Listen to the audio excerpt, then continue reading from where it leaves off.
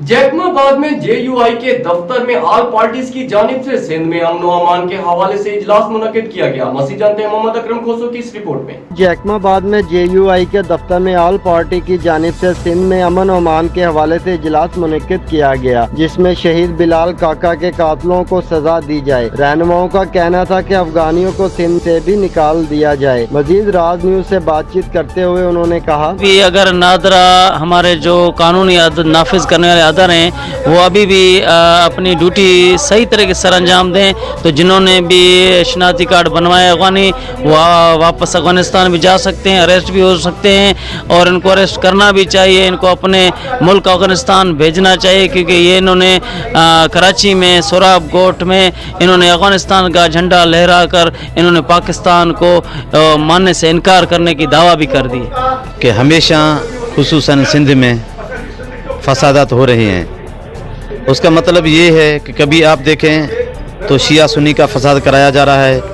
कभी आप देखें तो पंजाबी सिंधियों का फसाद कराया जा रहा है, अभी जो है पठानों और जो सिंधियों का फसाद हो रहा है। तब से अफगानी पठान आए हुए हैं, तब से यहाँ का माहौल बिल्कुल बिगड़ा जा रहा है। यहाँ दहशतगर्दी और मंशा फरोशी की वजह से वो इतने तो है हो गए हैं कि आए रोज़ सिंध के नौजवानों को कत्ल किया जा रहा है। कराची एक मक्तलगाह बना दिया उन्होंने अपने कब्जे से, और सिंध के जो दूसरे इलाके वहाँ इन्होंने अपने इतने डेरे जमा रखे हैं कि वहाँ स्मगलर और दहशतगर्दी की पनाहगाह उन्होंने बना रखी हुई है, और कराची के ऊपर भी उन्होंने कब्जा कर लिया है।